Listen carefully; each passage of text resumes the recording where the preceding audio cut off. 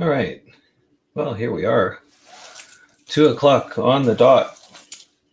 I'm still doing a couple little things here to get ready, but great to see you guys. Nice to see you, Anne, and Rita, and Shelio, and Moni, and oh, this is great. Nice to see some people here. I'm looking forward to this session today, sort of, because this is about overcoming fear, and I'm hoping I can do something and talk about this subject so that it makes sense, and hopefully pass on a couple of tips, a couple of things that have helped me to try and overcome fear. I think what I need to do is just I need to come online here so you guys can see me. Okay, and here we go. I'll just do a solo layout here. All right, here we are. Okay, well, welcome again. This is a fun subject. I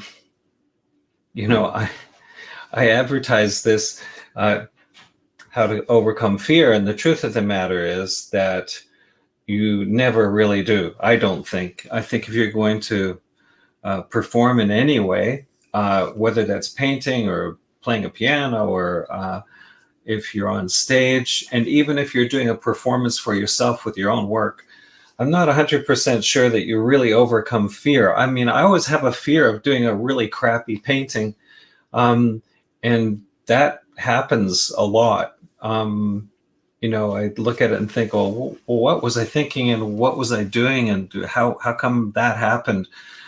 So we learn from our mistakes, and sometimes that thing that we feel inside, the fear of trying to start something is greater than the actual fear of doing something. So I think one of the ways of overcoming fear is to paint, is just get in and start painting. How do we tackle the fear factor in painting? That's one of the questions. I can remember painting in front of a lot of people at the art college when I was invited to do a portrait session. I was terrified, honestly, in front of 60 students and a couple of my old teachers.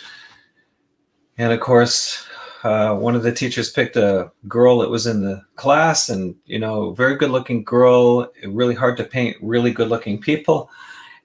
She had very fair skin, blonde hair, and I had to paint this from life, and I was really terrified. But once you pick up the brush and you start focusing on the thing that you want to paint and sort of break it down into sections and take each section at one little bit at a time, it starts to come together. And I always like to say to my students that it's just paint. So really there's nothing to fear. You don't want to eat this stuff, that's bad for you, so that's actually dangerous. You should fear eating paint. But as far as the painting process is concerned, there's really nothing to fear, because you can wipe the paint off the canvas or let it dry and paint over it and clean your brushes, and another day is another day. I think there's probably more fear of painting in front of other people, because we're always wanting to try and do a good job. We don't want to make mistakes in front of other people, but we're making mistakes in front of ourselves, and so we have to actually be okay with that, because you won't progress unless you make some errors. Nice to see you, Jerry. Nice to see you, Heike. And Andrew, great to see you guys. Thank you for joining today. So how to face a blank canvas. And one of the things that I really like to do is just have leftover paint on a canvas, so there's already color there. I don't have any plan for what that painting is going to be. It's just kind of an abstract, random, leftover paint thing. And sometimes that will give me a direction to go, because I'll see colors in it that I think would work well for a landscape, or maybe something that's more urban, or a cafe, or a still life even. So sometimes just a canvas with color on it is enough to inspire a look or a feeling or whatever. So a blank canvas for me is actually like the most dangerous thing, because there's nothing on it and I don't know what's going to go there. And it's sort of like I want to picture this thing that's going to happen. And so that is something to discuss. Can you picture what the finished painting might look like? We're visual people, and very often we actually have to just put stuff down and then correct it as we go. But I know there are some artists that really push the idea of having every brushstroke be the finished brushstroke, and to be that precise. I know Richard Schmidt talks about this idea, in his Alla Prima book, to put every brushstroke down in the right place and just move on. And I think that's a wonderful thing if you can do it. But not all of us are really that adept, or have that skill set, or have done so much painting that we know exactly what the finished brushstroke is going to look like. So I tend to like to explore the canvas and put a few things down, and then start to place things and go at it in a more sculptural way, if that makes any sense, or a more random process. I know there are artists that very carefully draw everything up, and then they kind of fill in the painting with the right colors, and they work at that until everything is adjusted. However, when you do that, one of the problems is that you don't allow yourself the freedom. You constrain yourself, and you don't allow yourself the freedom of the accident, and the intuition, or the spontaneity that may occur out of some of the things that happen on your canvas just as a result of the paint landing there. And I think in order to create something exciting, in some ways, so that it's not all manufactured, is to allow for a certain amount of danger, like to do something that's a little loose and a little crazy, and then see if you can work something into that. I think it's a good idea to have something in mind. I actually have an image that I'm going to paint from. And this was a photograph that I took when we were watching a jazz band. This is going back to a jazz festival in Toronto about 2 years ago. So, your own reference material, and this is something to think about. If you're trying to figure out what to do, you're trying to be inspired, you're not sure what to paint, so you're looking at a blank canvas, go to your photo files. I keep a photo file of other artists' works that I really like, and they sort of inspire. We look at other people's work and say, that's really great. There's something about it that I really love. Well, keep a file of those photos. It's easy to do with your iPad or your computer now. Certainly a lot easier than it used to be. We used to have to cut clippings out of magazines and newspapers and whatever, and put them in filing cabinets. Well, now we have these devices where we can click on an album in our photo file, and that'll open up, and you can scroll through and just look at the things that inspired you or excited you before. And maybe there's something there that will trigger a response in you. And I can say that I did that today. I went through my inspiration file because I really didn't know what I was going to paint. But I took this image of this musician, the guy's playing the bass, and I just thought I'd like to do this in a little different style, a little different technique. And, you know, what is there to lose, right? Like, it really may look like crap when I'm done, but if I don't do anything, I know that it's not going to be a success. It will never be successful if I don't do something. And if I do something and it's not successful, at least I've learned through that process. So be very forgiving on yourself and gentle with yourself. Just get out the paint and do something with it. And just the process of painting and feeling the paint, the texture on the surface will get you moving. So that's how to start. And when to quit, you know, oh, well, actually, I asked the question, is it any good?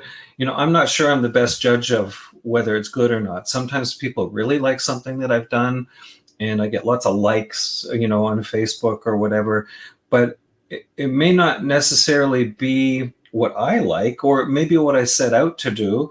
And if other people like it, I find that really curious. Sometimes I really like something that I've done and no one pays any attention to it. So I can't figure that out. This is just taste, I guess. It's subjective.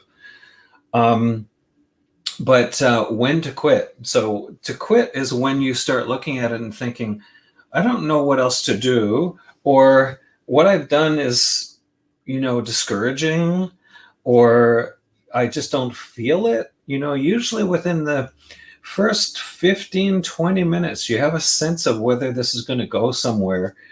And trust that. Just trust that feeling. If it's really not working, you know, get a fresh canvas, try something else, or do the same one again in a different manner, a different method. Andrew's saying here that I find Pinterest useful for getting ideas, and I agree. I think it's a great place to go. There are lots of different websites that are featuring different artists' works, and you know, it's all good because that gets you going. It's sort of, you know, there's nothing like another artist's work to sort of get you going and say, well, you know, maybe I could do something like that, or my own version. And ideally, what you want to do is your own version, which is ultimately in the end what you have to do, because we cannot replicate another artist's work. And if we do, well, then the question is, well, why? You know, why are we doing that? It really is a good thing to paint what you want to paint, and then hopefully other people will enjoy what you're doing and enjoy that process. So, okay. I'm going to do something a little different today, as I said before. I'm going to try and go at this in a more transparent wash kind of way. I'm going to start building it that way. And then later, maybe put in a little more opaque paint and so on. We'll see. First thing I want to do is show you what what colors I'm working with and what I've done ahead of time here. So quite a range of colors. I'm not sure I'll use all of them, but they're there just in case I need them. So you can see I've got my Permelba white, which I really like. It's really creamy white. Alizarin crimson, this is Old Holland. Transparent oxide red, which is like an orange almost. I've got cadmium yellow, cadmium lemon, Old Holland ochre, manganese blue, ultramarine light extra. This is Old Holland. I have a Griffin Elkid color here, which is a violet. And this is a color that dries faster. There's Elkid resin in it, that's all. I just happened to grab a purple. I've got a Viridian, and I've got this Cypress Umber Dark, which is a Rublev. And I've used that to mix up some darker colors here. I keep this handy when I want to measure something from on my canvas to see if I've got my proportions working. A little tool like that's very handy because I can adjust it and just make sure my drawing's working. Hopefully it's working. So I keep that handy just in case I need it. I'll use a variety of brushes, and I've pre-mixed some colors today that I might end up using. So using the basic colors that I showed you just now, I'm going to replace those with this here. And you can see these are just a few colors that I thought might work in this painting that I want to do. And the other thing I want to do is just make sure I secure this properly so that it doesn't fly away on me while I'm painting. There we go. All right, just put a clip in place. All right. Okay, so I'll take you to the, well, first of all, I'll show you this. This is the image that inspired me. This young fellow was playing really well. I took this photo and I turned it on an angle because I wanted it to feel a little more dynamic. And I like the shapes. There's lots of triangles going on in this, you know, the triangles that form in his arms. And this sort of sharp angle from the top to the bottom. I wanted to make it feel kind of jazzy, if that makes any sense. So I'm going to just switch up the camera here, and we'll have a look at the canvas that I'm working on. This is just a canvas board, fairly cheap canvas board, but I've gone over this with an oil-based primer, and that makes it a little bit slippery, and I'm hoping it's dried up well enough that I can paint on that. I think it is. So I'm going to just start with some washes of color, and in doing that, I hope that, you know, some nice color happens. I'm going to put it on somewhat randomly, but I also have an idea as to color in mind. When I look at my image, I want to have some nice sort of greens and violets going through here, and I want to keep it kind of warmer colors over here where this base is. And I'm going to try and break this down in a way that will sort of inspire me to paint into it. And this, again, is a very loose way of starting a painting. Let's just grab some of my color here. Maybe what I should do while I'm doing that is just this here, so you can see what kinds of colors I'm grabbing. I'm going to grab a little bit of that transparent oxide reds and some warmth here. And I'm dipping into a medium here and keeping it fairly watery. Well, it's not water, but it's, you know what I mean. So I'm just going to put some stuff down on the canvas here. I don't mind at this stage letting things drip and pull in a little bit of color here and there. I'm going to let this run down so that it's just kind of juicy color. I like to clean my brush fairly regularly while I'm doing this so that the colors stay fairly fresh. I'm going to go into this violet and just bring some of that through the top, the center. You see when you put these washes down, the wash underneath interferes a little with it, but if you've got enough color, you can get some rich colors going that find their way down. And you can always add a little more medium if you need to make it more transparent. And I grab some Viridian here. And maybe a bit of manganese blue. And just bring that in over on this side so that we've got some exciting color happening first. So this is sort of an interesting thing. I'm going for color in the beginning and keeping it transparent. And in doing that, I'm going to have to be aware that when I'm painting in a more opaque way, that I cover areas that are too intense. But again, I want to try and keep these violets working through the middle because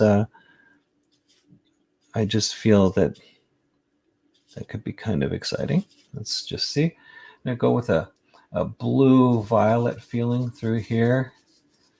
And again, it's very random.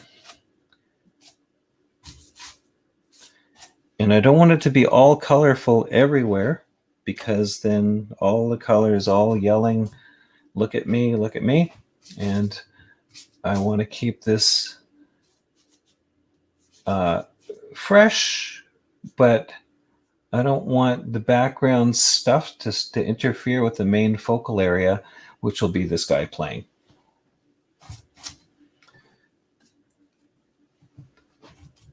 Now, it's a fairly dark upper left-hand corner when I look at the reference. I'm going to bring in some darker colors up in here.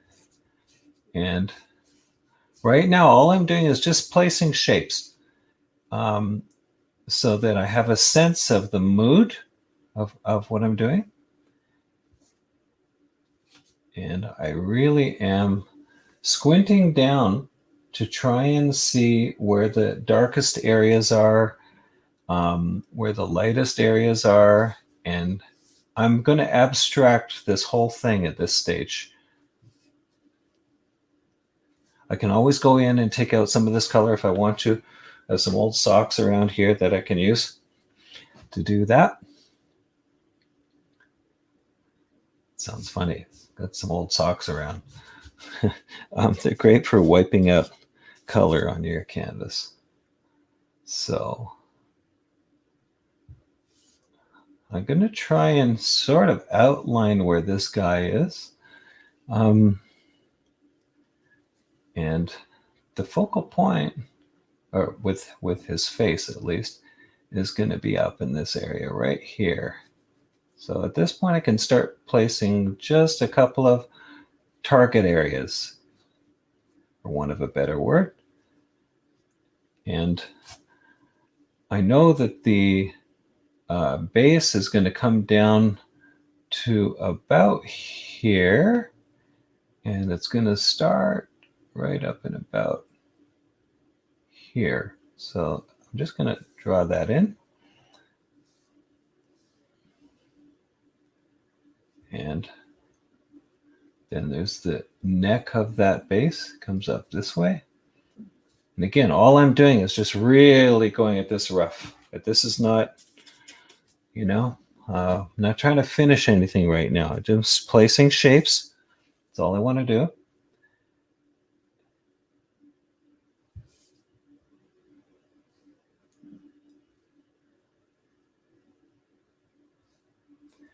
And if I place the shapes in the right places, in theory, it should look like something when I'm done. And I'm really going to try and keep this abstract as long as I can, because I really want to tie these abstract shapes together.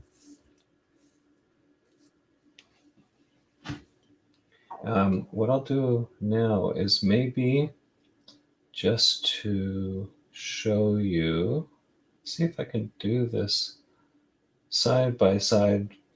Bear with me. This isn't going to work.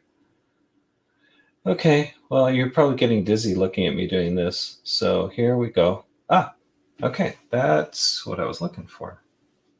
One of these days I'm going to hit the right buttons. Okay. Switching between camera angles is trying to do this while you paint is a tricky thing. Do I have fear right now? Not really, because I haven't committed completely to anything. Maybe I should have fear, but I'm okay so far. I don't feel scared. I know I'm with friends here, so people who are watching patiently, so it's all good. I want to get a sense of where this guy is going to be. And this other side over here, the bottom right, I think what I want to do now is maybe bring in a little bit of this transparent oxide red and indicate very loosely where that base is going to go. Let's see how this goes. roughly here. That's a pretty strong color.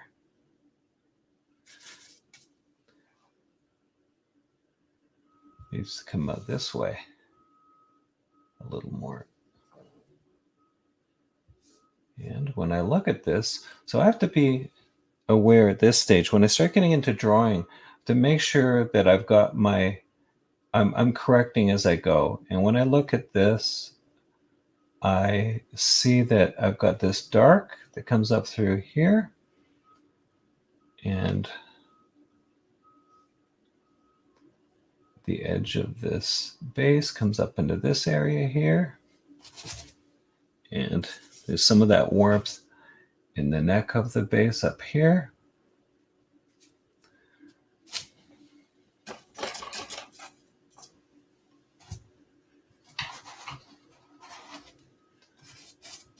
And again, washing off my big brush. I'm working with a big brush here, which, I mean, it's not a super big brush, but it's big enough to force me to keep my shape simple. I can take some of this color that's been running around here and just take it in different directions. That's the neat thing. I've got all the color off my brush right now. And all I'm doing is going into these colors here. I could soften it down a lot. So one of the things, I'm going to grab a soft brush. One of the things you can do at this stage is you can just go in with a very soft brush and just gently move the color around if there are areas that you want to be flat. So this is just something you can do, and it's kind of nice. It makes it feel like there's a lot of work going on here, but all you're doing is just moving that color around and getting a color feeling going. Anytime you soften things down like this, these soft edges, things melt into the background.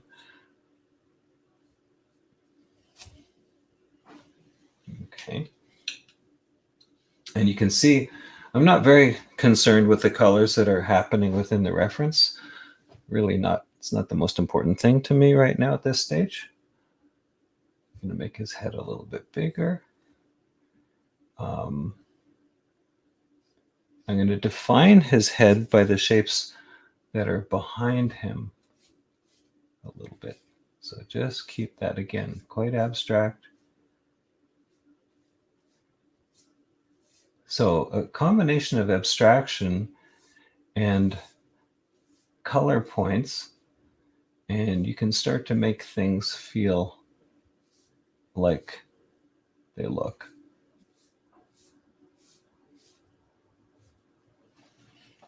Okay.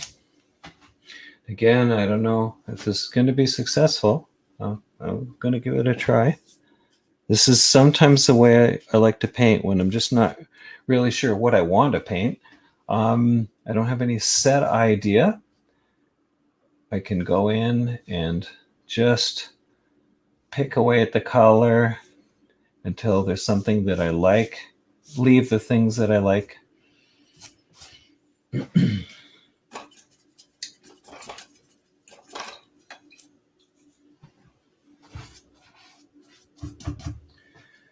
Okay, I'm going to go back into that base again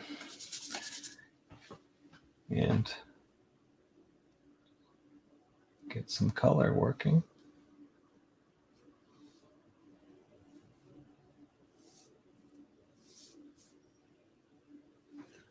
Okay, now I need to go into the background behind of that to get some darks, but maybe not too dark. And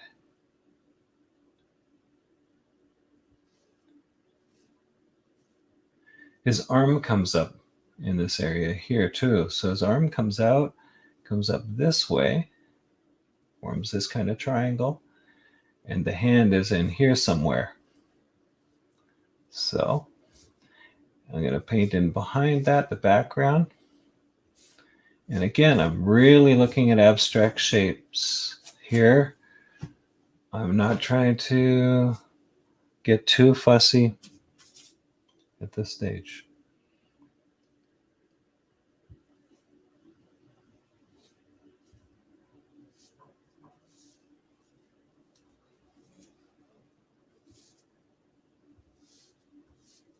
And this is really kind of fun because you're just pushing paint around. You know, there's nothing that is committed really yet.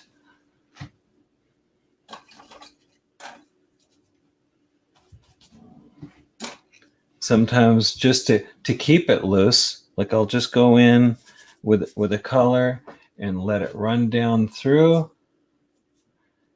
I don't know if I'm going to keep that, but I just want to lighten that area a little bit. Let the paint run down a bit. It's okay.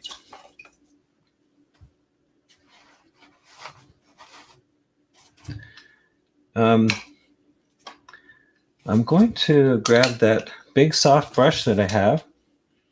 And at this stage, I just want to get rid of all the whites. And so I'm just going to do this now. Just get rid of some of the whites that I see. And I know that's a little mucky looking. It's okay. We'll get some more color going into this where we need to. I'm just going over the whole thing, keeping it really super loose. And I'm just wanting to go for the feel of this. I'm not trying to be super accurate. Someone may look at this when I'm done and say, well, base doesn't look like that. You know, it's missing a couple of parts. But I'm really more interested in the mood, the feeling of this. So this is like super loose at this stage. And I really want to keep it at that stage almost for as long as I can, really, because that way I can start to refine and commit things more towards the end. I like the colors that are happening there. It's working okay for me. It's going to soften this area, again, keeping his head in the right zone.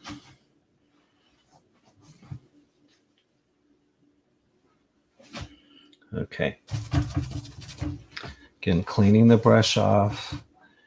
This is one of my favorite stages right here because there's nothing completely committed here. And I know that if I start to become a little more careful, I can start to draw some things in that will work a little better. The other thing that's kind of fun to do is take one of these rubber deals here. And I can start to draw into this a little bit with that. So I've got my whites. When I do this, oh, look at that. It didn't take it off the canvas. Well, there goes that theory. This is not as slippery as I thought it was going to be. So I just dipped this into a little bit of thinner.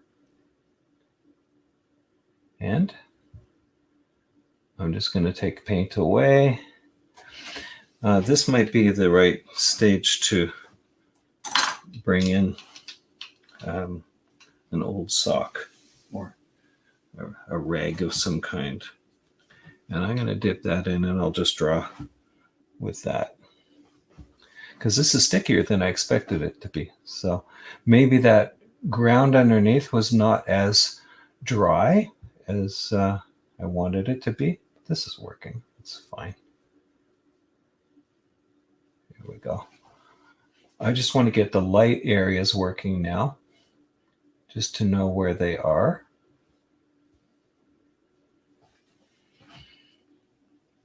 Always trying to keep it clean where I want it to be light. And again, I can go back and correct these shapes where I need to later. But I'm drawing a little more carefully now. Okay.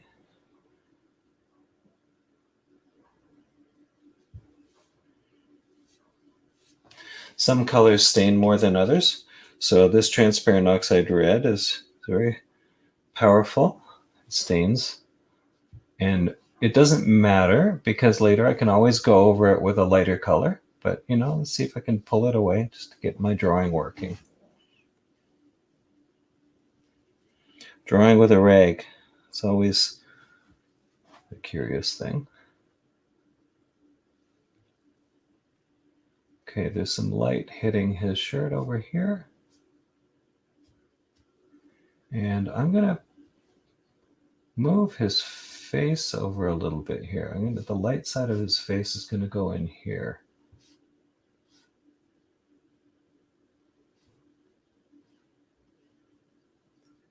And his hand and arm, they come out this way.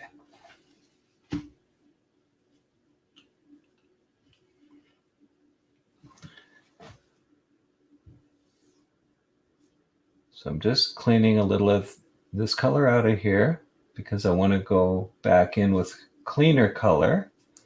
Those are the kind of the areas of interest. And over on this side here, there's a bit of light coming off that arm right there. And his hand kind of comes in this zone here and there. This is a really super loose way of working. Okay. Now, I'm going to bring in a filbert. Well, actually, maybe I'll go with a flat brush because I want to keep the edges fairly crisp. So I'm going to go back into my medium here.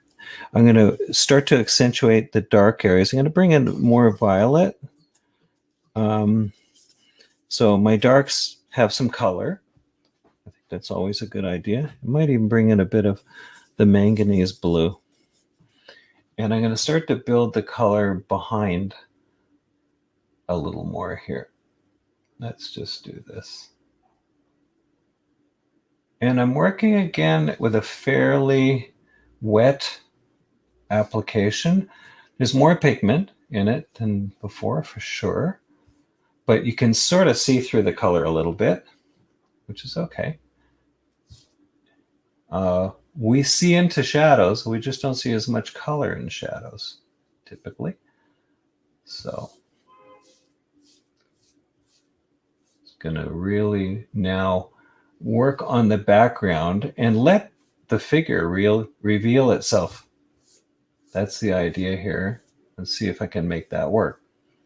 So whenever you start into something like this, you can give yourself exercises like, what's my approach? I'm going to let the figure reveal itself out of the background. Am I going to do the figure first and then work out the background later? I always recommend that you do your background as much as you can first, because then you can compare all your colors when you're going over that later so that there's the right relationship of color afterwards to the background. Lots of times I have students say, well, I don't know what color to put in behind this portrait I've done.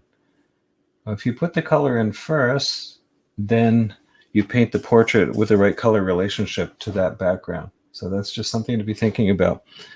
I'm going to go into this area here, this guy's head again, and I just want to define this a little more. I'm putting a little thicker paint here, and I know his head's going to go in this way. I'm going to lose the shape of his head in behind on this side here. I'm going to go abstractly here. Letting things disappear and having softer edges means that the viewer has to work at this a little bit to understand what's going on. And that's a good thing because that means that they stay involved in the painting, hopefully.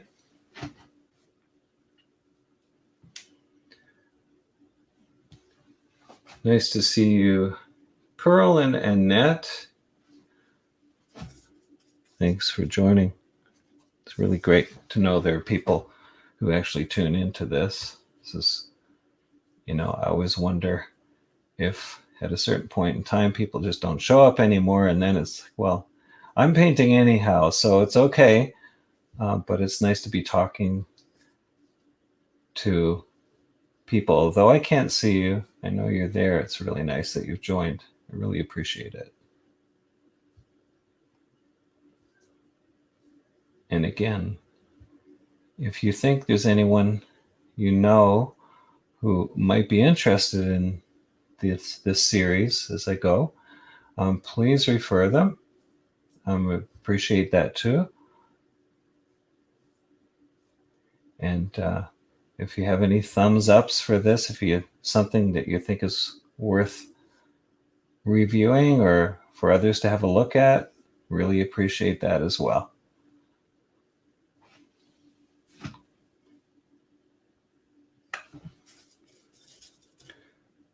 Okay, still going to these darks to get these shapes that I want. Going to go over here where his arm is. This is where I want to be a little bit careful with my drawing, but not crazy careful. I can always go back and correct where I need to.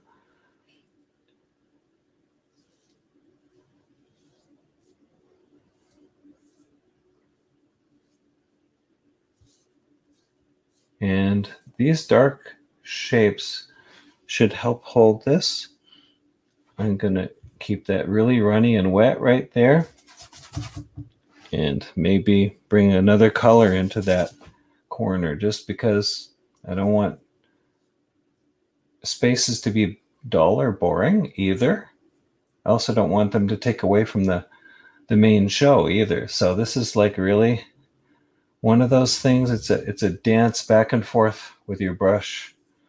What works, what doesn't, and constantly checking, correcting where you need to.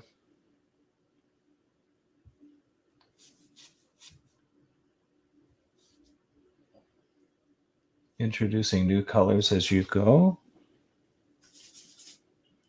but not very intense. So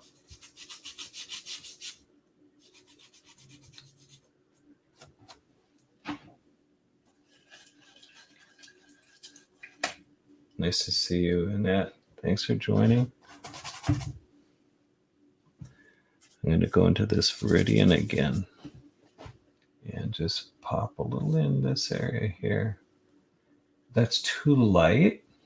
So it's easy enough. I'm going to grab some of that Viridian. The complement is going to be a red, which in this case is alizarin.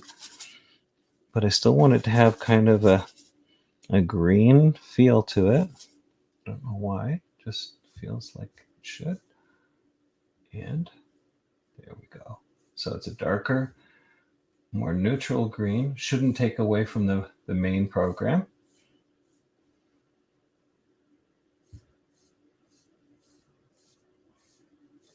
I really want to get this idea of direction going in this painting.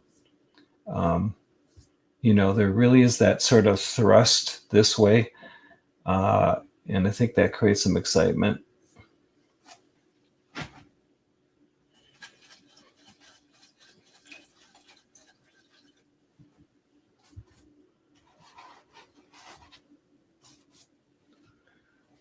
I want to define his arm a little better over here. I'm just going to go in, and this is a little different color. I'm not sure I like that color. We'll see if this works.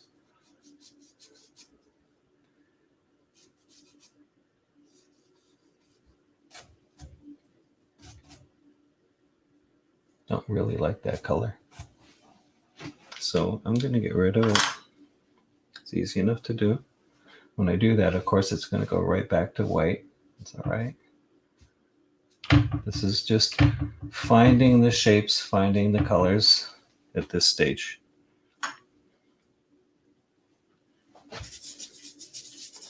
I think it could be a little cooler in color, maybe even a little darker. Let's go back into it with this. maybe his shoulder even disappears into the background.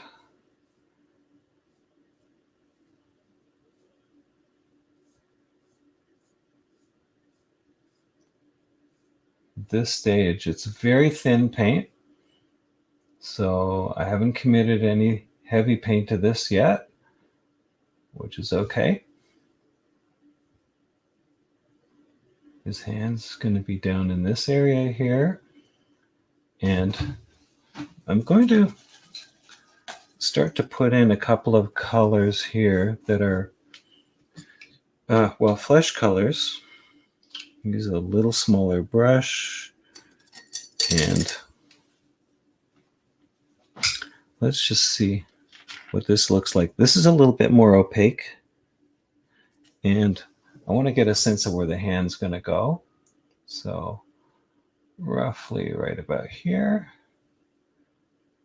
And I think it could be quite a bit warmer than that. So I'm going to bring up a richer color.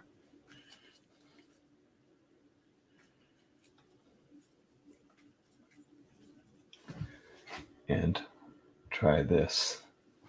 Okay, it needs to be lighter and more intense. So I'm going to go right into that alizarin, make it lighter, almost a pink.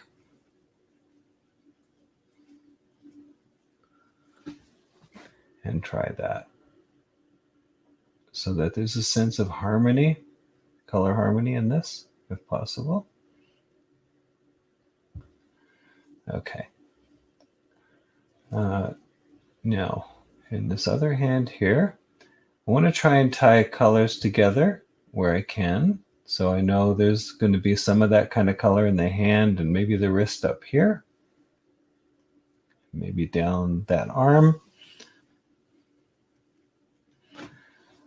And one side of his face, which is quite, I want to keep that kind of a focal area. That's really well defined. You know, we want to have the human element in here.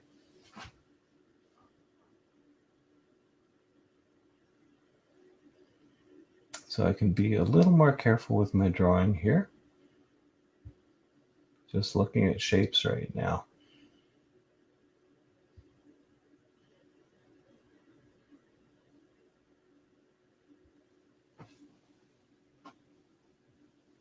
All right.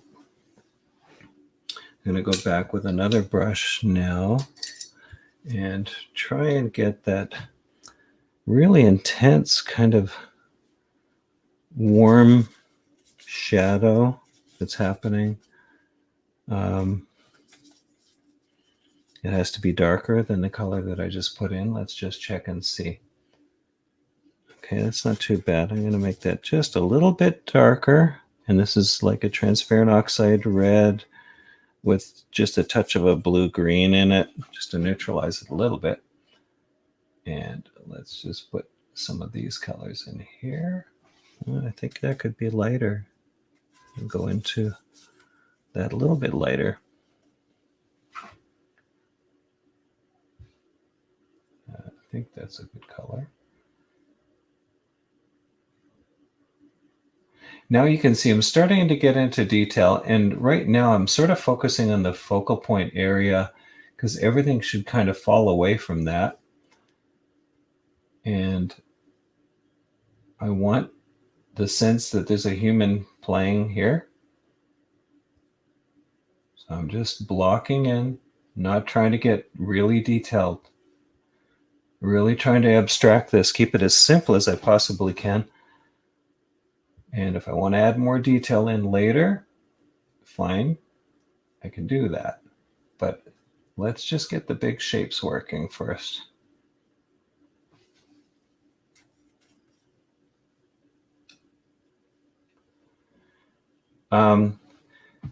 Rita, thank you for bringing this up again. The Dutch angle. Yes, I looked it up, and you had mentioned that a few streams ago. And I didn't know what that was. Now I do. So this is like an offset, on an angle like this. And you asked if I use a Dutch angle. I guess I've been using it and not even knowing what to call it. So thanks for educating me there, because sometimes we do these things and didn't know that they had a name. So I do appreciate.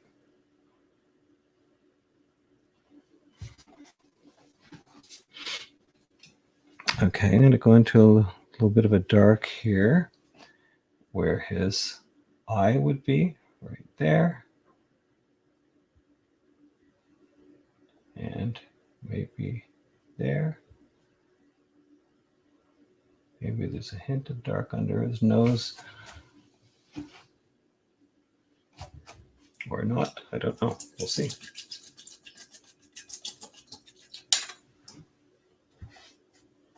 Okay.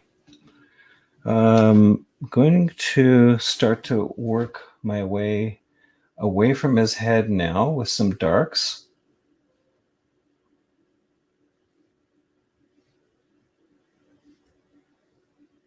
That run over. I want to try and connect as many of the dark shapes and light shapes as I can. This is just a way of tying your painting together compositionally.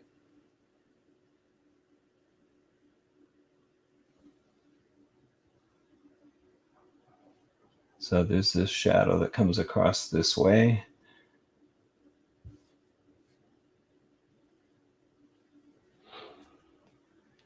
And I'm going to define the outside edge of his arm over here with another dark there.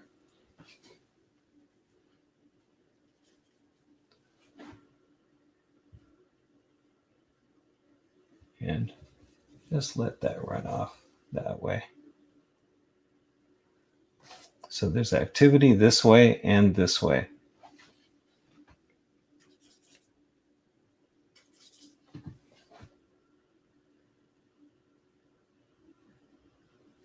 Pull that dark down this way. I need to get a little more paint going here. And right now, I'm not so concerned about colors, although I'm going into violets and blues. There's a lot of different colors going on in here in the shadows, but we really don't see color so much in the shadows. So as long as it's dark, the value is right, then that helps set it up overall.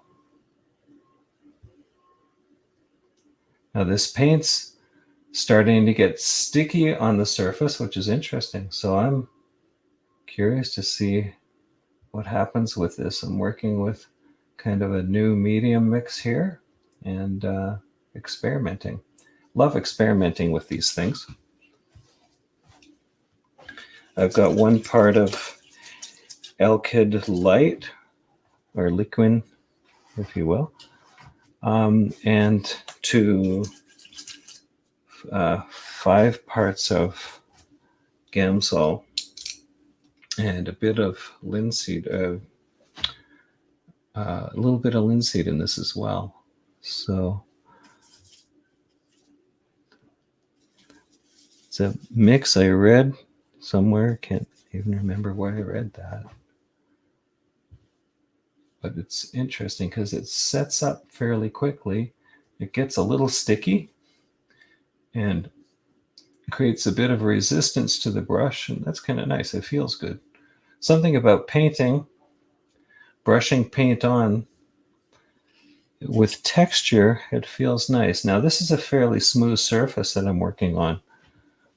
Normally, I would be working on something that has a lot more texture. If you've watched these programs in the past, you know I like to paint over dry paint. But this is sort of sticky, and I can get some control, almost like charcoal. It has a feeling like vine charcoal almost.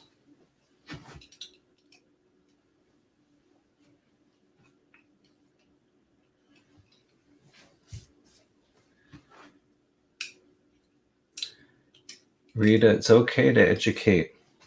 I'm just looking at your comment here. I'm thankful when people ask a question and point something out, because honestly, how else are we going to learn? I think it's really important to share. If you know something or if you have a question about something, it's really important to share that stuff. We all learn. It's one of the things in my classes when I'm teaching. I always say, look, I don't know it all. I just don't. You can't. I mean, how could you? So when someone has something that they've learned, by all means, share that. That's really important. None of us is an island.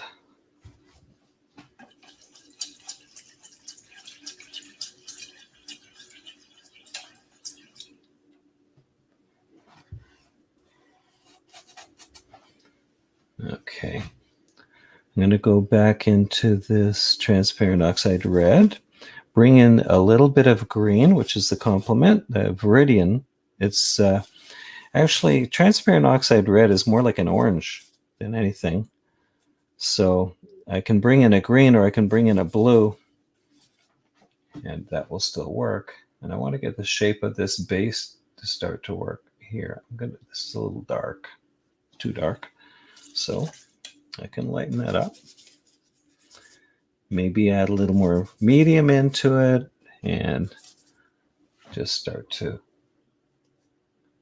lighten this area.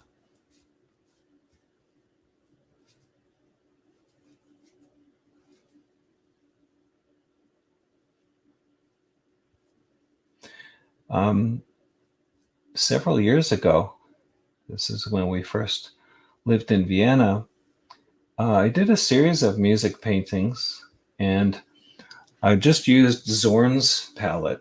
So this is cadmium red or crimson, and yellow ochre, and titanium white, and ivory black. And I started out with like almost a black background, really. And while it was wet, I used a lot of stand oil. So it stayed wet long enough for me to go in and paint color directly into it. And in doing that, the color underneath would come through the more brush strokes that I made. And I could really get a nice sense of control over that. It was a very limited palette, and it was very effective. I think I painted about 20 of them, and I think I sold probably 16 of them, if I'm not mistaken. And they're very loose, not a lot of color. It was more about, the values and the mood.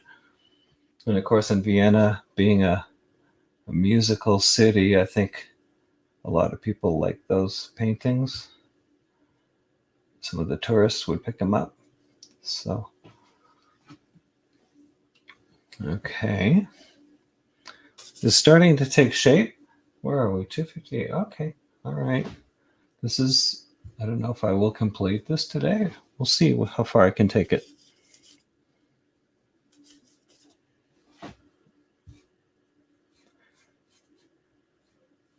I like when you use a brush like this, a bristle brush, you get some of these brush strokes that come through, and it adds a little light to the shadow areas. You're kind of pulling the paint off and putting it on at the same time. It's a very strange process, but let the brush do the work.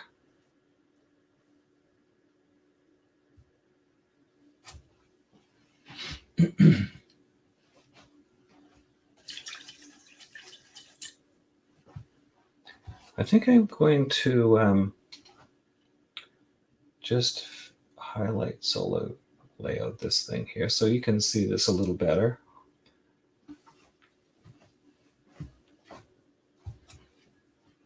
Okay. This is a stage that I really like, because right now, again, I'm not super committed to anything. There's enough going on that I can kind of tell what the story's about. Anything can happen. This is the point where it can get a lot better or it can fall apart, and either way, it's okay. Not to be afraid of it, right? That's the point of this discussion today. Don't be afraid. Just get in there. Paint everything as boldly as if you know what you're doing.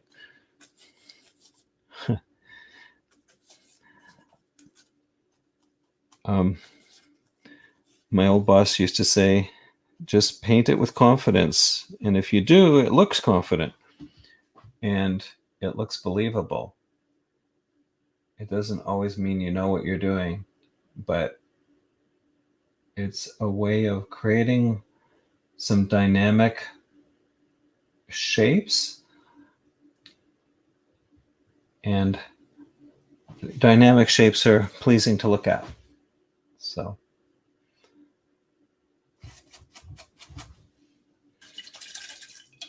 And again, because this is oil, it's very forgiving. I can remove areas that weren't working. I can go back in. I can soften things where I want to. And I can start to introduce more transparent color where I want to.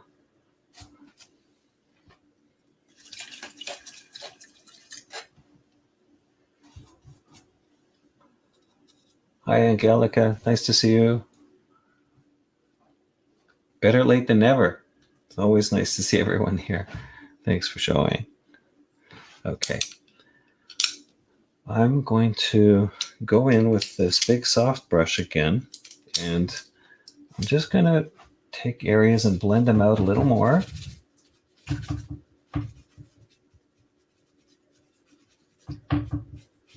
Again, trying to keep this fairly transparent if I can, but keep my darks rich, but still have transparency to them.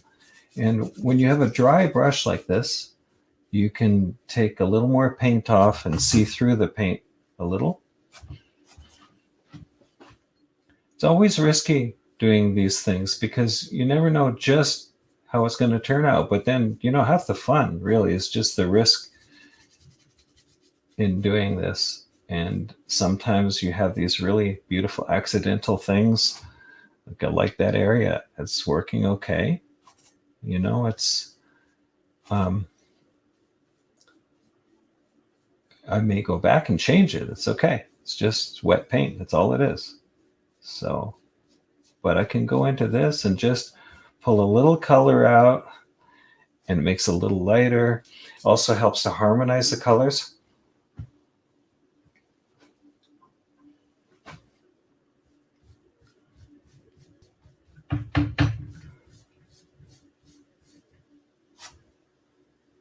Yeah.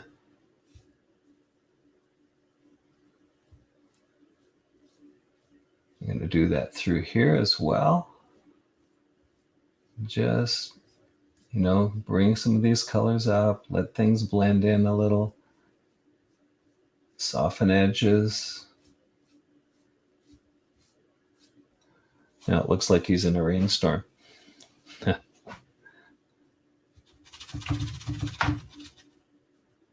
Now he's like a ghost.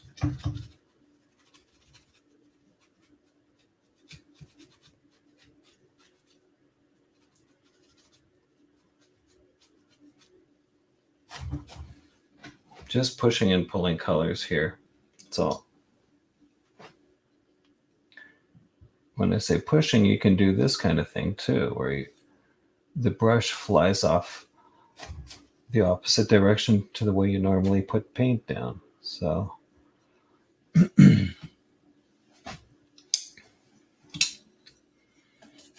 I'm going to wet this soft brush, and when I do that, it actually pulls a lot more paint off. So I have to be really careful when I do this, because, and it's just experience knowing that happens. I can go in and start to take out some of the lights with this big brush.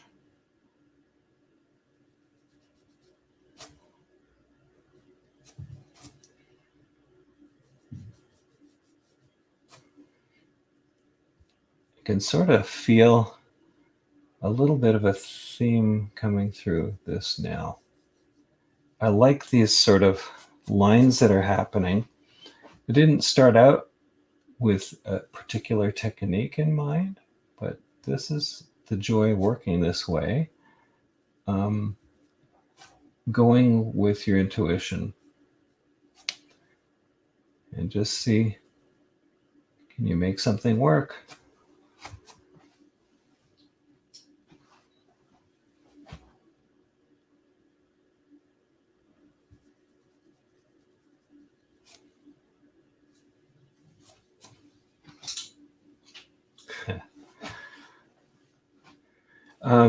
The oil gesso Petra is, in a second, it is Gamblin. It's an oil painting ground. I'll show you what that looks like. There you go. So it's nice. It takes a little while to dry.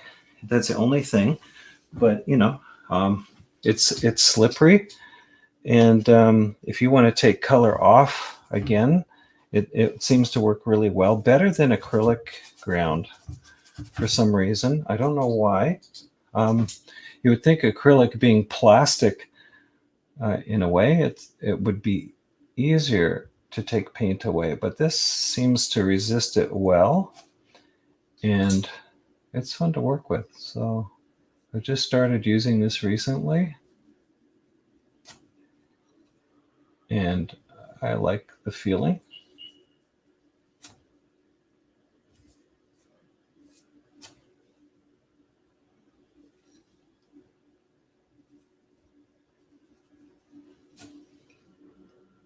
So really working in reverse right now. Taking color away and just trying to refine my shapes a little more. Letting the image kind of find its way out of the background. Now this is a really dark, dull area right there. I want to create some more excitement over there. So I'm going to go into my alizarin and my ultramarine blue. I'm even going to add a little bit of white to that and take it more into the violet color that I see. Let me try it here first. Yeah, that's kind of nice. So I want to go into the background with a little bit more color here because that's just gone dark and dull.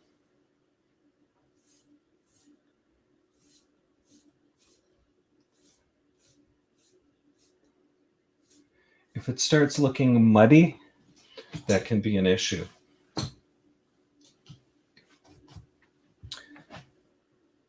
I don't want it to look muddy. I like to have some nice color going.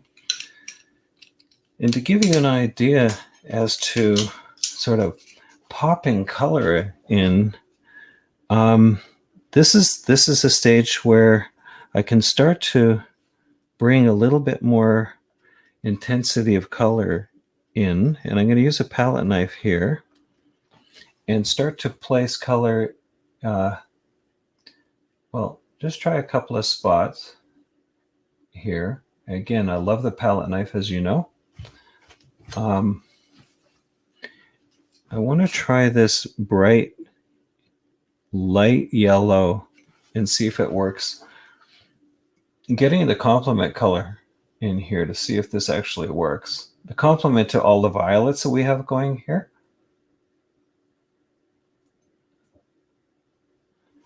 And that makes it feel like there's some light hitting. I'm going to do that in here as well.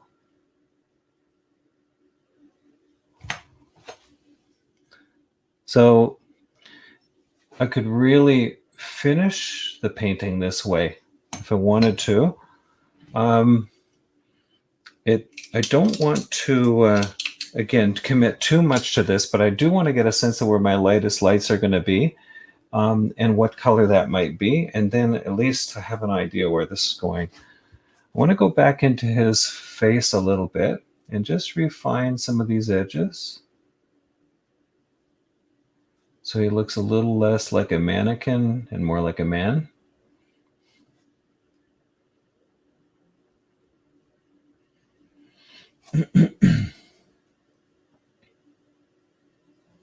And this is just a dry brush, by the way. Just keep that really clean.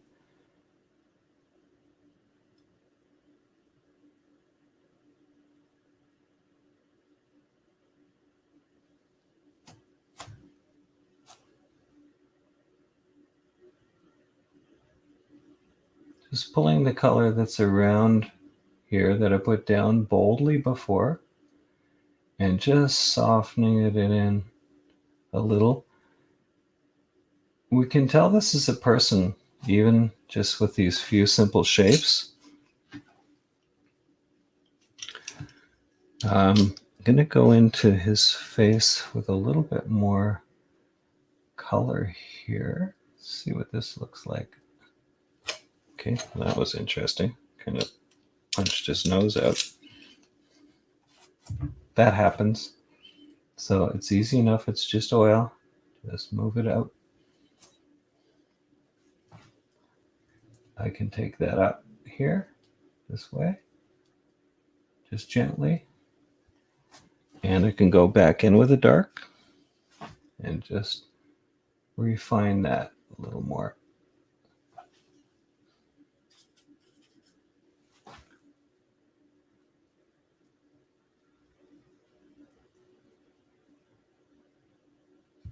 And I'm not committed to everything here. I can go back in and make changes where I need to.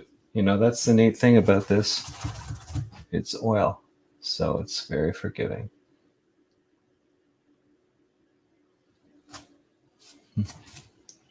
Sometimes something like that happens and I kind of like it. So.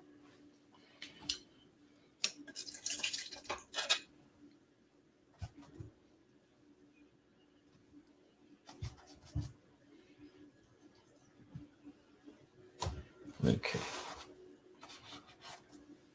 I want to start to get some cleaner color going here. You can see his upper lip is here. And his chin comes in this way. You know, it's funny, I'm saying his chin, his upper lip, and all of these things. And this really goes against the way that I like to look at things, because ideally you want to be looking at shapes, not naming things. Because if you paint shapes in the right places, it'll end up looking like the subject. It's when you start painting things you think you know that you can get into trouble. Because we all think we know what an eye looks like. Well, depending on the lighting situation and depending on the angle, an eye can look very different. So, and from different positions in a room, any of you, I'm sure lots of you, have gone life drawing, and you see that every artist has their own angle and their own interpretation. So everything changes. The shapes change even if you move a few inches away or closer or from left to right.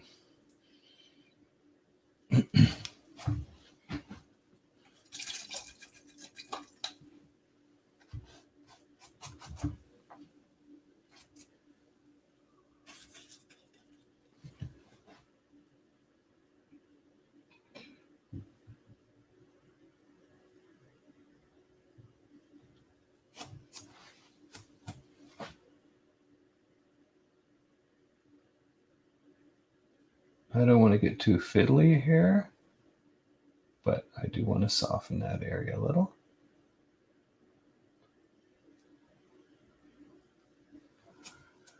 And that's maybe all I will do on that at the moment. There's a bit of shine here. You're seeing this. Just take that shine away.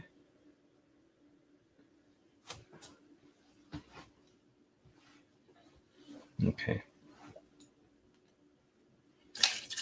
Now, I want to start looking at my lights again and figure out where they dominate. Go into this area here. It's a smaller brush, and it takes the paint off. It's a good strong bristle brush. This is when I say bristle, it's a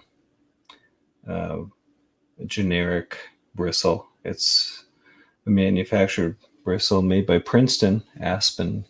These they're nice brushes. I like to work with them.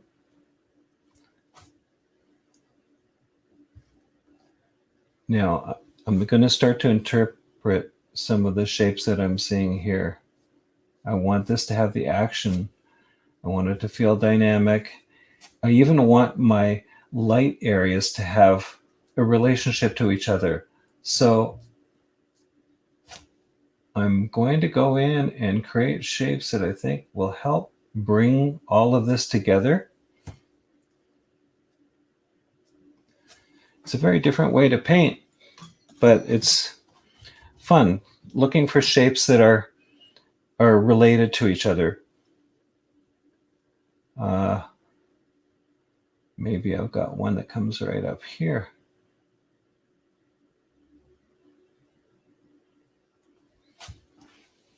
Make that a little lighter.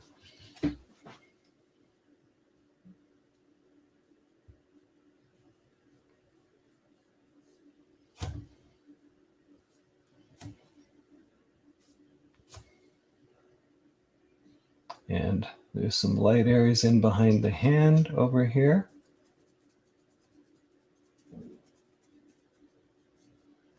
Haven't defined this hand at all, really. Or that one much, for that matter. So I can start to do a little more of that.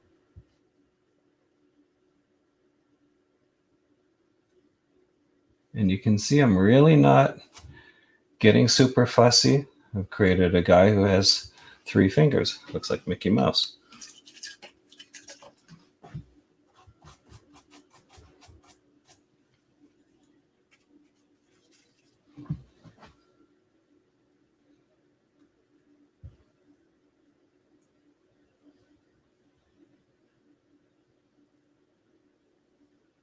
I'm going to make that hand a little bigger. And just tuck that down a little.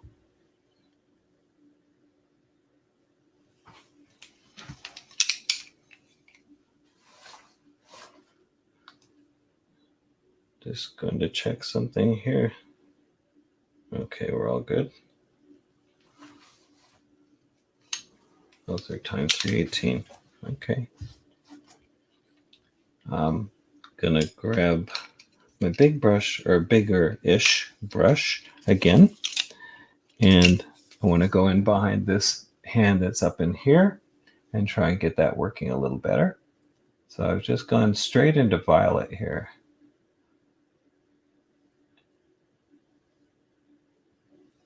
Trying to draw the outside of that arm so it feels okay. I'm going to bring in a little bit of medium so that we can see through that color a little better. And in fact, I think what I'm going to do is bring in a lot more medium through here. Let it just kind of drip down through this area. It's not an important area, but it can still be an interesting area if I allow it to drip down. It really dripped down.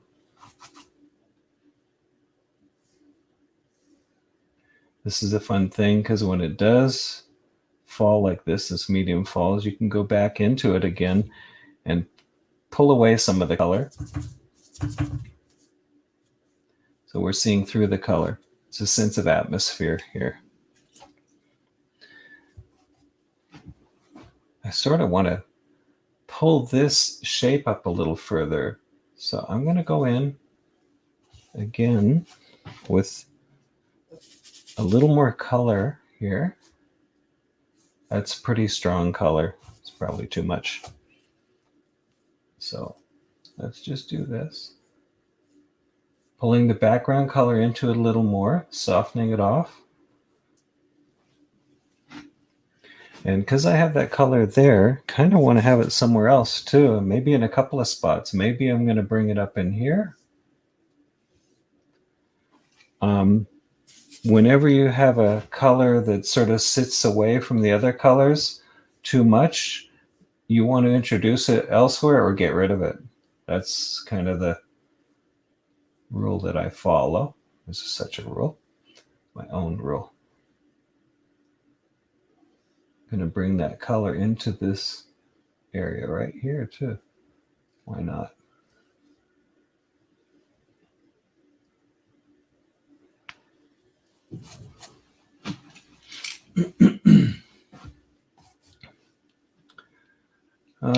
Okay. I want to bring a little bit more detail into this area here. And I notice there's some nice rich darks that come into this zone, which is important because the lightest lights and the darkest darks in the same area create focal points. That's what happens.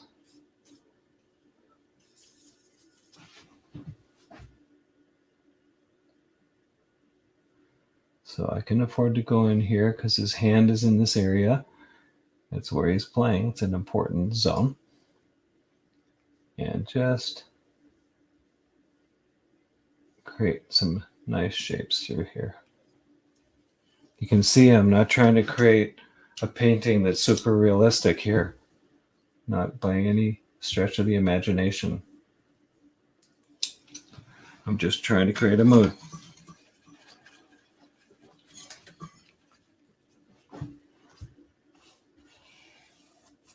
Suppose I should get rid of that big drip in the arm right there.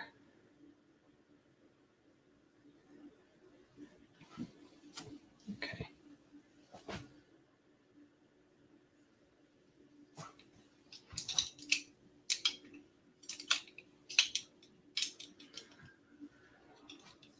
All right. Still sculpting and finding my way around this painting. So it's not, this is like, okay, it's not like a set program.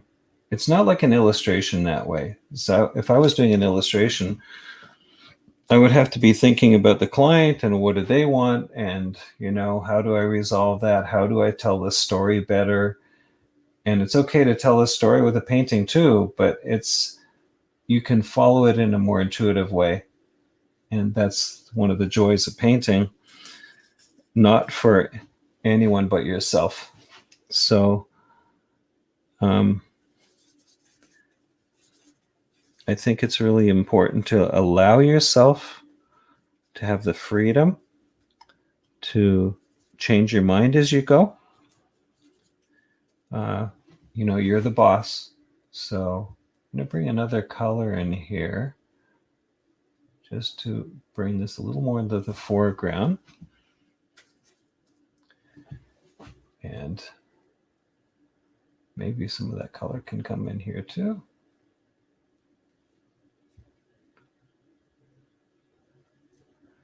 I'm really abstracting right now.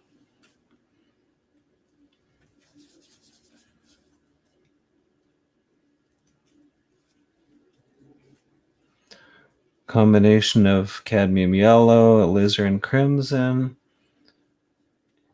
and let's get this side over here a little warmer.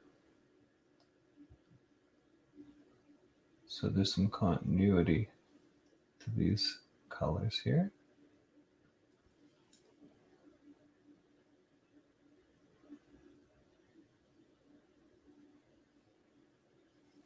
Being a little more careful with the drawing here, but not crazy.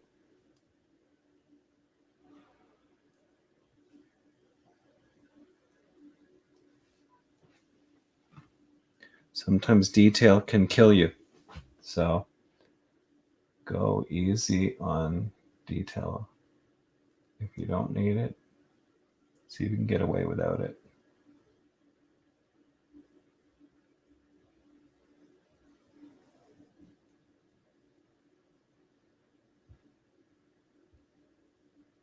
So you can see I'm getting a little more paint going here. Trying to get colors that are all going to harmonize, find their way through this. There's a bit of that color up in here. And I'm going to put it up in the top here as well.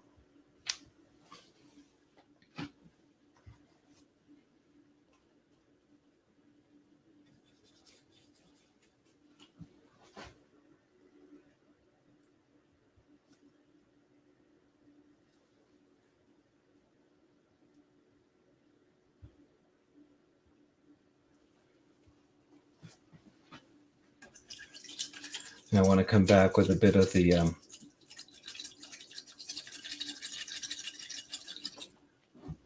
want to come back with some of those lights. This yellow. I'm going to put that up here now.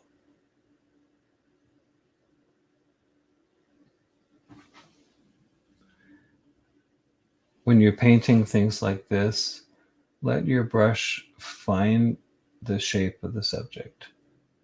Just trust that you can do that. Don't be afraid to put in thick paint.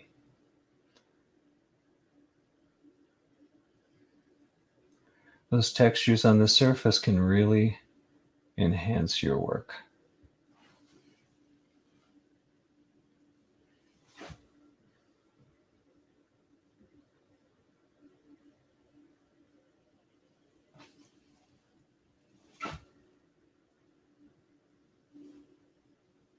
Okay. Some pretty bright lights there.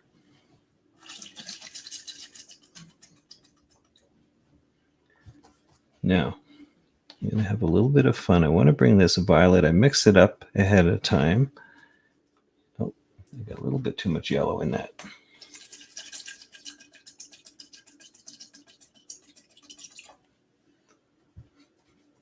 And maybe what I'll do is go into it with a palette knife.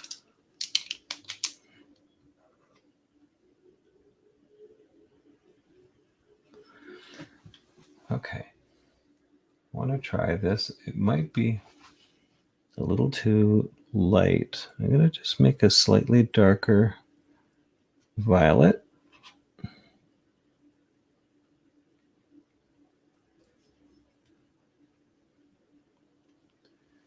And just start to drop some clean color in here.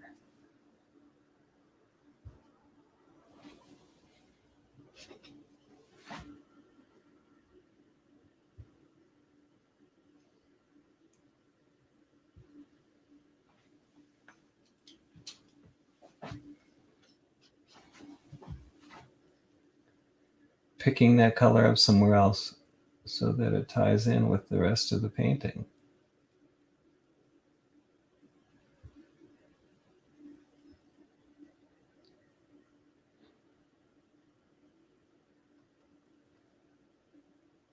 Maybe it even goes up in here.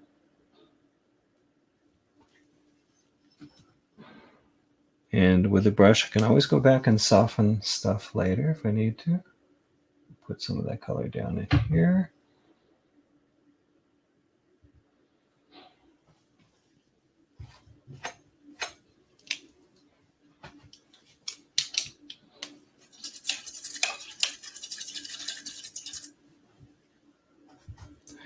Can you hear me washing my brush in the background like Bob Ross? That was his favorite part of painting, according to his videos. Okay. When I look at this, that's getting a little too much attention now. I'm going to go back into it with a little more violet. It'll carry this violet color over here and a little less intense violet. So I like the idea of that color, but unfortunately it was just getting a little too much attention. Now that's getting a lot of attention because, of course, it's all transparent. And so I'm getting all those little lights that are coming through. So I'm just going to brush over that very gently with the soft brush so that it knocks it back.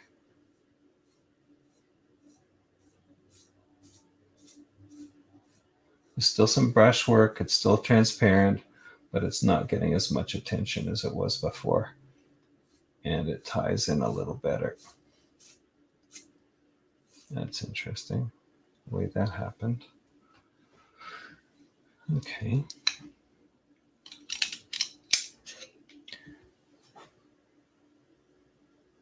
Gonna just drop some dark in here. Palette knife.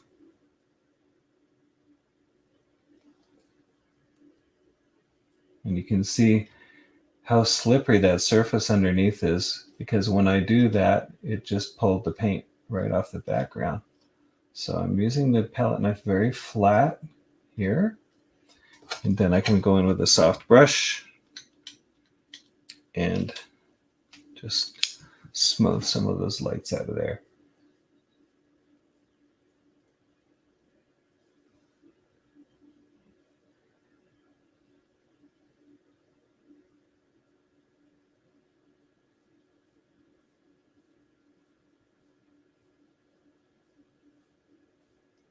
Now again, focal area is the area that has the most contrast and value, and very often the most intense color.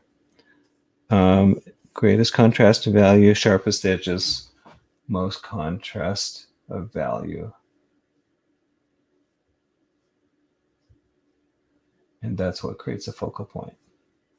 But even in the focal area, I can lose the information in his hair here, in his head. That can disappear into the background, and that'll still work.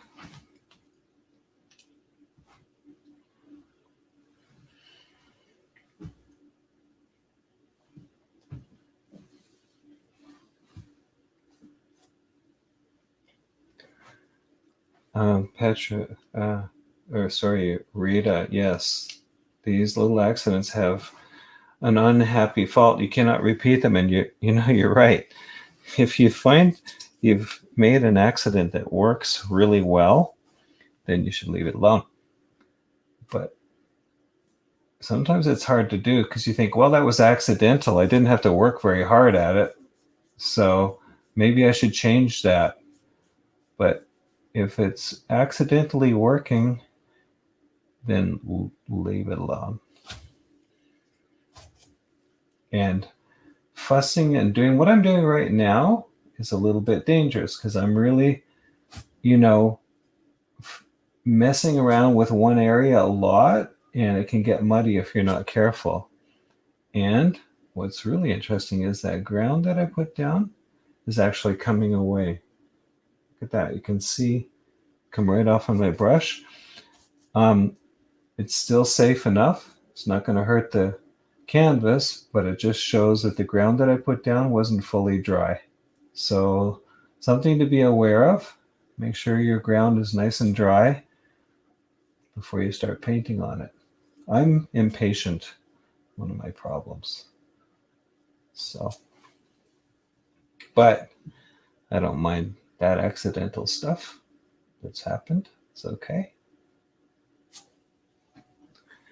I want to take some of that edge down there. That's fine.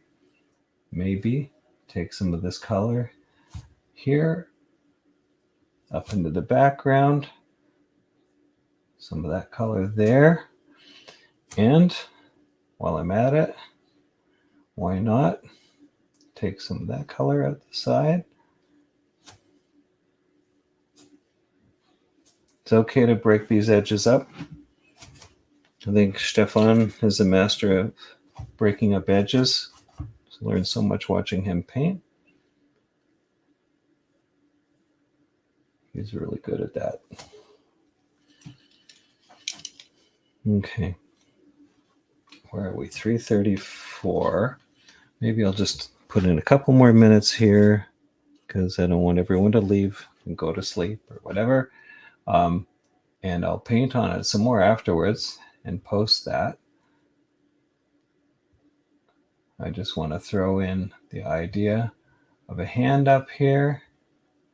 There's some kind of hand going on, which I'll figure out at some point. Again, really not very worried about trying to make it super careful, super specific, because that's where we get hung up. We get into one area that's got so much detail that we forget about the overall picture. And that's the danger, is when you get hung up on doing something and everything else isn't being taken into context. So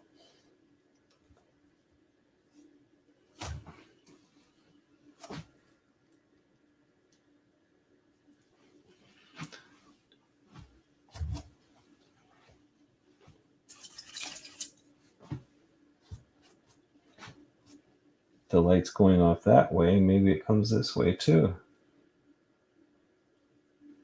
I don't know. Sometimes I like to take a palette knife and just play with these kind of things a little bit back and forth. You get some nice edges going, some nice shapes going, and a bit of vibration here. So these kinds of lines get attention. And again, I'm not sure I want to leave that. Maybe it looks a little messy, but something you can try while you're in the middle of painting. Why not? You're the one making the rules.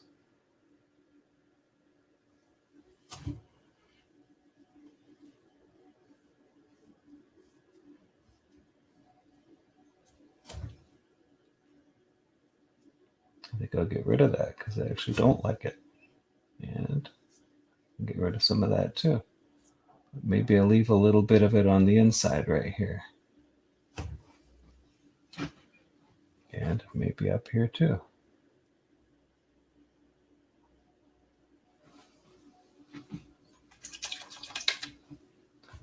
I want to pick up just a little bit of the edge of his jacket or shirt down here, because that shape helps tell us, you know, there's more to him. And all I'm doing is taking the paint off right now, just with a bit of medium.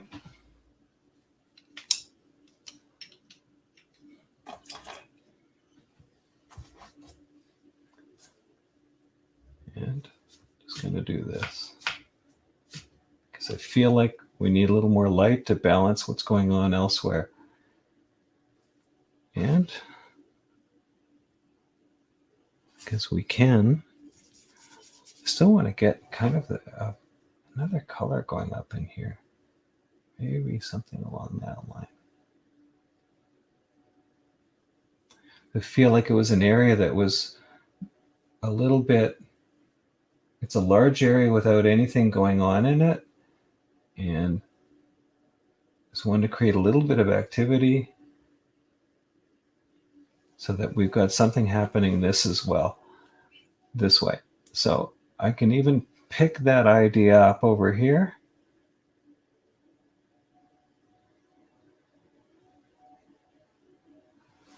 And that creates a little more energy and interest.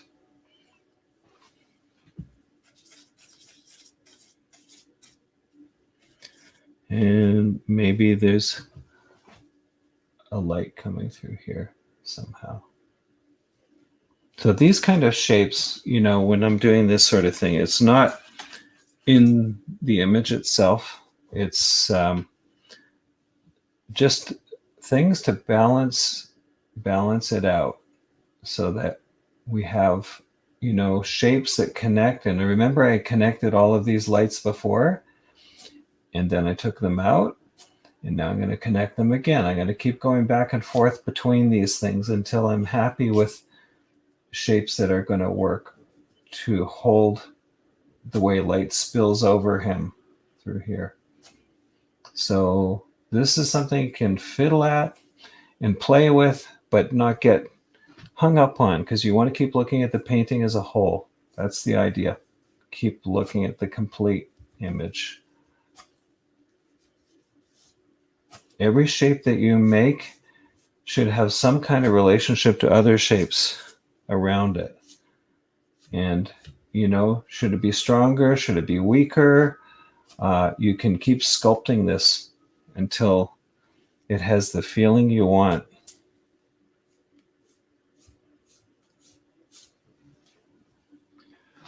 All right.